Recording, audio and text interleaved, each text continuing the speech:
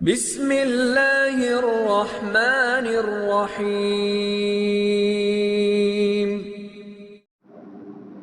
فیصل آباد سے بھائی محمد ریاض حسین صاحب نے سوال پوچھا ہے۔ لکھتے ہیں مفتی صاحب، اگر قربانی کے لیے خریدے گئے بڑے جانور کے 7 حصے داروں میں سے کوئی ایک حصے دار مر جائے تو باقیوں کے لیے کیا حکم ہے کہ وہ کیا کریں؟ اگر یہ مرحوم کے ایصال ثواب کی نیت سے قربانی کر دیں اور ورثہ سے نہ پوچھیں تو کیا مرحوم کو ثواب پہنچے گا یا نہیں؟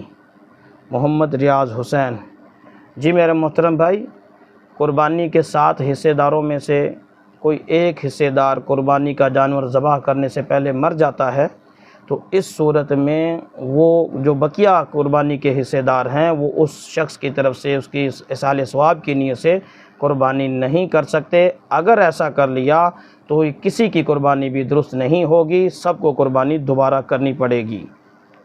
اس کا طریقہ کار یہ ہے کہ اگر 7 حصے داروں میں کوئی حصہ دار مر جاتا ہے تو اس کے ورثہ، شرط یہ ہے کہ سارے بالغ ہوں، وہ اپنی خوشی سے اگر اجازت دے دیں تو یہ لوگ قربانی کر سکتے ہیں۔ پھر اس کا جو حصہ ہوگا وہ ان کے ورثہ کو دے دیا جائے اور بقیہ ہر شخص اپنا اپنا حصہ لے کر اس کو جیسے شریعت نے ایک مستحب تقسیم بتائی ہے اس کے مطابق تقسیم کر لے۔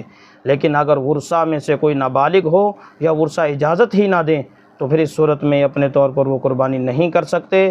اس کے لیے پھر دوسرا طریقہ یہ ہے کہ ایک اور شریک تلاش کر لیں، اس سے پیسے لے لیں، جانور میں شریک کر اس کے جو پیسے ہوں گے وہ ان کے ورثہ کو پہنچا دیے جائیں کہ یہ آپ کے جو مرحوم کا جو حصہ تھا وہ واپس آ گیا، ہم نے بندہ بدل لیا ہے۔